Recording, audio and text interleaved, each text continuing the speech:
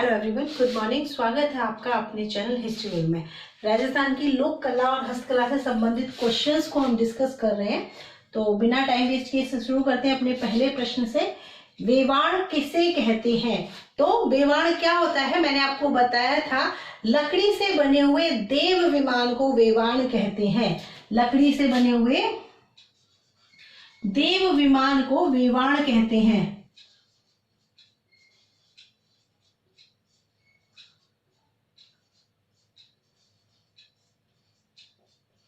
मैंने आपको बताया था कि भाद्रपद शुक्ल 11, जिसको देव झूलनी और जल झूलनी 11 भी कहते हैं, उस दिन भगवान को इस विमान पर सिंहासन से, लकड़ी का बना हुआ एक सिंहासन होता है, उस सिंहासन पर बिठाकर भगवान को नहलाया जाता है, स्नान कराया जाता है और उनको उनकी पूजा की जाती है। ये लकड़ी के बने हुए देव विमान होते हैं। मंदिर नुमा कई कपाट की बनी कलाकृतियां जिसमें संबंधित देवता के चित्र बने हुए होते हैं। तो कपाट से याद रखना, आप कपाट से याद रखना, अगर कपाट की आपको बात पूछी जा रही है तो कई मैंने आपको बताए थे। ये क्या है, आपको ये क्या है, ये है अपनी कावड़। इसमें क्या होता है, ये चल मंदिर होता है, लकड़ी का बना हुआ चल मंदिर होता है। और जब इस कावड़ का वाचन किया जाता है, इसमें होता क्या है, लकड़ी का चल मंदिर होता है और इसमें कई कपाट होते हैं, कई किवाड़ होती हैं और उन पर संबंधित देवी देवता के चित्र अंकित होते हैं। उनसे संबंधित कहानियों से रिलेटेड उनके चित्र उसमें चित्रित होते हैं। जैसे अगर राम की कावड़ है, राम के चित्र बने हुए हैं तो वो राम जी की कावड़ है। और जब कावड़ का वाचन किया जाता है तो वाचन करने वाला इसको कावड़ को गोद में लेके बैठ जाता है और जैसे जैसे अपनी कथा का वाचन करता जाता है वैसे वैसे उस जो कावड़ है उसके कपाट जो है वो खोलता जाता है। नेक्स्ट क्वेश्चन, किस फड़ में वाद यंत्र का प्रयोग नहीं होता है? कल भी अपना एक क्वेश्चन आया था इसी से संबंधित, पाबू जी का वाद यंत्र पूछा था उसमें, तभी भी मैंने आपको सारी बातें इसमें बताई थी कि देखो किस फड़ में वाद यंत्र का, किस फड़ वाचन में वाद यंत्र का प्रयोग नहीं किया जाता है, तो वो है राम कृष्ण की फड़ या रामदला कृष्ण दला की फड़ है। उसमें उसका जब वाचन किया जाता है तो किसी भी वाद यंत्र का प्रयोग नहीं किया जाता है। ठीक है, पाबू जी की फड़ और रामदेव जी की फड़ का जब वाचन किया जाता है तो रावण हत्ता नामक वाद्य यंत्र का प्रयोग किया जाता है। वहीं जब देवनारायण जी की फड़ का वाचन किया जाता है तो जंतर यंत्र का उसमें प्रयोग किया जाता है। और एक मैंने आपको बताया था भैंसासुर जी की फड़, उसका कभी वाचन ही नहीं किया जाता। ठीक है, ये पॉइंट्स आप याद रखना। फड़ चित्रण में किन रंगों का प्रयोग होता है? तो फड़ चित्रण में 2 रंगों का प्रयोग होता है, एक तो है लाल और दूसरा है हरा। जो अपना मेन कैरेक्टर होता है, ठीक है, जो मेन कैरेक्टर होता है उसको लाल रंग से चित्रित किया जाता है और उसके ऑपोजिट में जो भी खलनायक की भूमिका में होते हैं उनको हरे रंग से चित्रित किया जाता है। राजस्थान में दरियों के निर्माण के लिए प्रसिद्ध स्थान कौन सा है? तो देखो 2 स्थान मैंने आपको बताए थे, ऑप्शन में आपको जो भी मिले वो आप लिख लेना। एक तो नागौर जिले में है टाकला,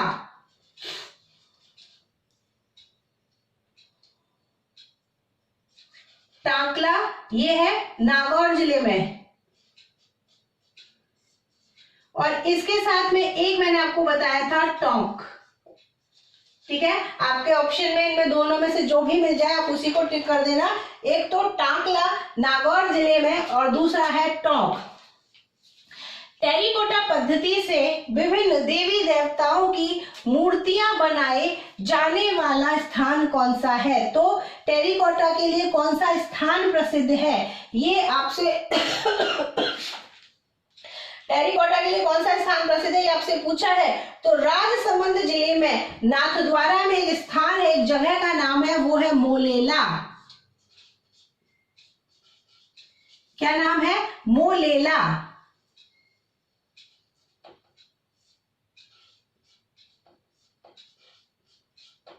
नाथद्वारा राजसमंद।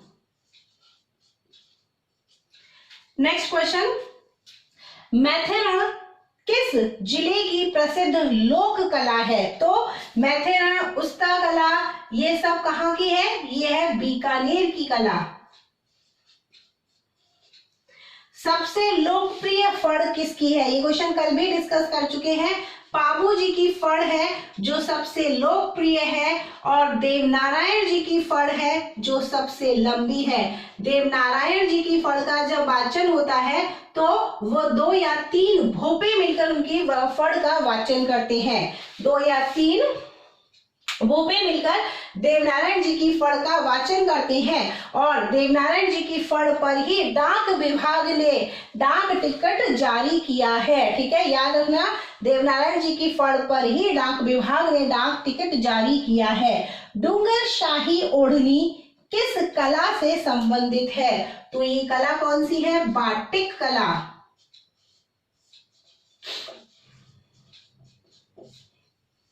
राजस्थान में ब्लू पॉटरी का सर्वाधिक विकास किसके काल में हुआ है? देखो, मैंने आपको बताया था ब्लू पॉटरी चिकनी मिट्टी के बर्तनों पर भी जो चित्रांकन किया जाता है ब्लू पॉटरी होती है, और ब्लू पॉटरी की कला को मानसिंह, राजा मानसिंह लेकर यहाँ आए थे, लेकिन राजा राम सिंह के समय इस कला का सर्वाधिक विकास हुआ था। और मैंने एक व्यक्ति का नाम आपको बताया था, कृपाल सिंह शेखावत। प्रश्न आया हुआ है एग्जाम में, कृपाल सिंह शेखावत, जिन्होंने इस कला में सर्वाधिक योगदान दिया था, देश विदेश में इसकी पहचान बनाई, और इसीलिए उनको पद्मश्री से सम्मानित किया गया है।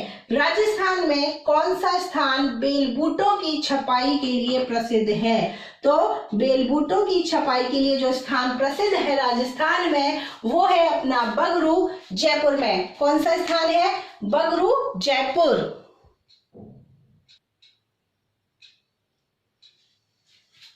ओके, तो बेलबूटों की छपाई का कार्य कहां पर होता है? बगरू, जयपुर में।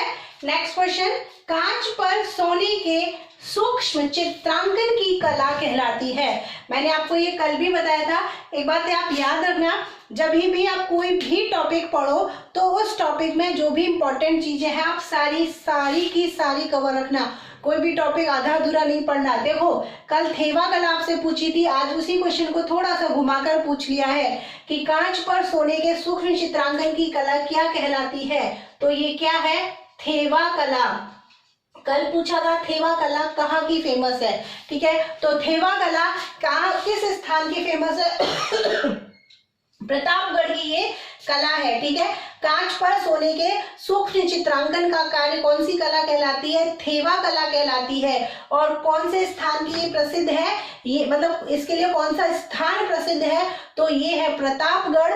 थेवा कला के लिए कौन सा स्थान प्रसिद्ध है? प्रतापगढ़। और कौन सा परिवार करता है? तो परिवार भी मैंने आपको बताया था, क्योंकि सोने से संबंधित है, तो आप याद रखना, सोने का काम है तो कौन करेगा? सोनी परिवार करेगा। ठीक है, नेक्स्ट, किस गांव की मृण मूर्तियां विश्व भर में प्रसिद्ध है? अभी थोड़ी देर पहले अपन ने क्वेश्चन डिस्कस किया था कि टेरिकोटा की जो मूर्तियां हैं वो कहाँ की प्रसिद्ध है। उसी क्वेश्चन को बस थोड़ा सा घुमाकर पूछ लिया है। आंसर वही रहेगा, मोलेला।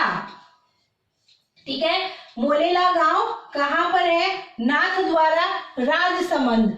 राजस्थान में किस घराने ने मीनाकारी को प्रोत्साहन दिया था? तो मीनाकारी में मैंने आपको बताया था कि ये जो मीनाकारी है ये कहाँ की है? मूलतः पर्शिया की कला है। ठीक है, मूलतः कहाँ की कला है? पर्शिया की कला है। और इस पर्शिया की कला है, पर्शिया से लाहौर आई और लाहौर से राजा मानसिंह इसको यहाँ लेकर आए थे। और जयपुर के राजघराने ने इस कला को प्रोत्साहन दिया।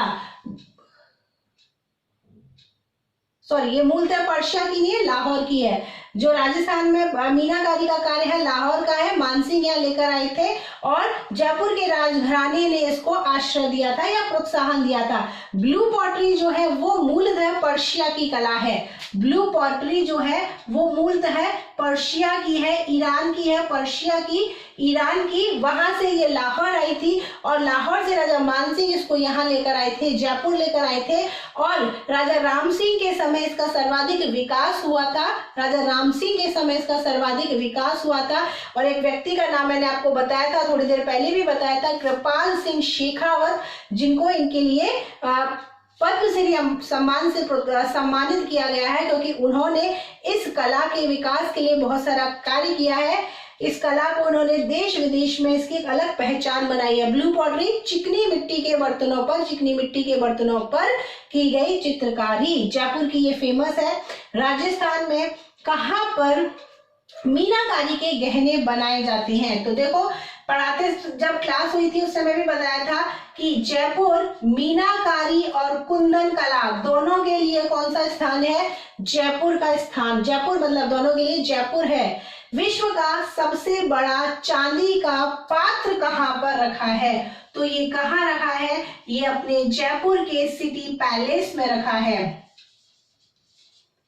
विश्व का चांदी का सबसे बड़ा पात्र कहाँ पर रखा हुआ है? जयपुर के सिटी पैलेस में रखा हुआ है। लप्पा, लप्पी, किरण, बाकड़ी ये सब क्या होता है? तो ये सब गोटे के प्रकार हैं।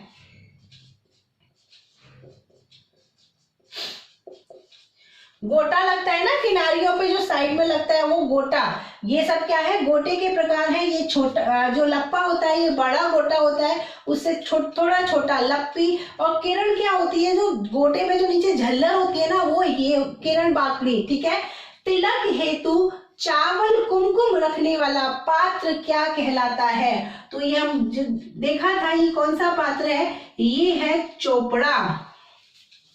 ठीक है। कौन सा पात्र है? चोपड़ा। तिलक हेतु कुमकुम वगैरह हम जो रखते हैं चोपड़ा होता है। और आजकल जो चोपड़ा बने हुए आ रहे हैं उसमें ऊपर एक मोर की आकृति बनी हुई होती है मोर की आकृति बनी हुई होती है। कपड़े पर मोम की परत चढ़ाकर चित्र बनाने को क्या कहते हैं? तो ये कौन सी है? ये है अपनी वार्तिक कला।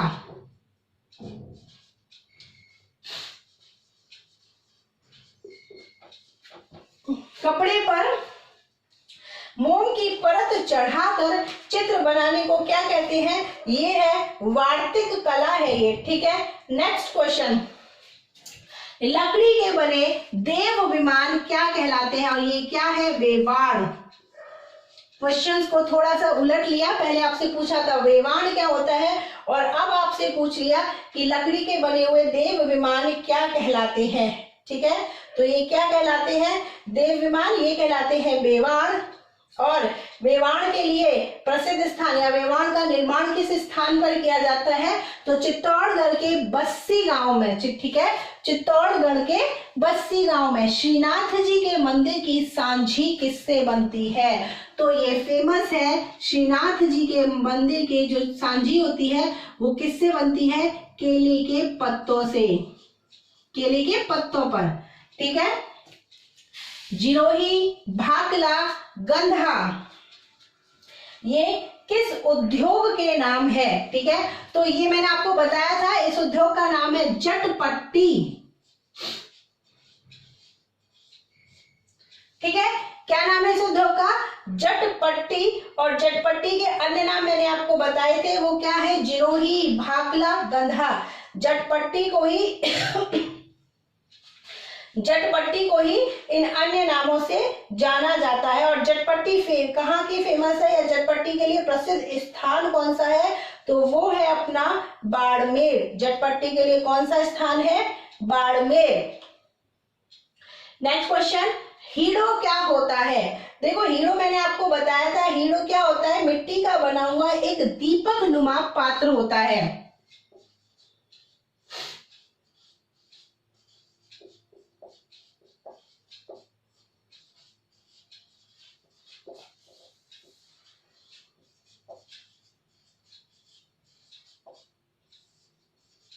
हीरो क्या होता है?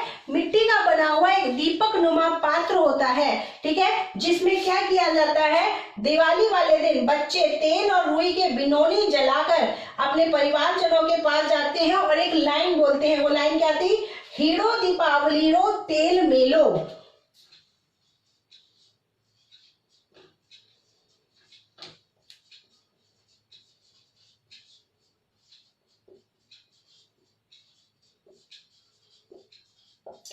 ठीक है। दीपावली वाले दिन बच्चे इस दीपक नुमा पात्र में, इस दीपक में तेल और रुई के बिनोले जलाकर अपने परिवारजनों के पास जाते हैं और ये लाइन बोलते हैं, हीरो दीपावली रो तेल में लो। और ये लाइन बोलकर ये उनके सामने लाइन बोलते हैं और अपने परिवारजनों से आशीर्वाद प्राप्त करते हैं, बड़ों का आशीर्वाद लेते हैं। तो ये क्या कहलाता है? ये है हीरो। तो ये थे अपने कुछ और इम्पोर्टेंट क्वेश्चंस। अगर आपको ये वीडियो पसंद आया हो तो वीडियो को लाइक कीजिए, दोस्तों के साथ में शेयर कीजिए, चैनल को सब्सक्राइब कीजिए। कल अपना एक नया टॉपिक स्टार्ट होने वाला है, राजस्थान की अपनी स्थापत्य कला। ठीक है, चित्रकला हो गई, लोक कला, हस्तकला आज कंप्लीट हो गया। अब हम देखेंगे अपनी स्थापत्य कला। मिलते हैं कल की क्लास के साथ, तब तक थैंक यू सो मच।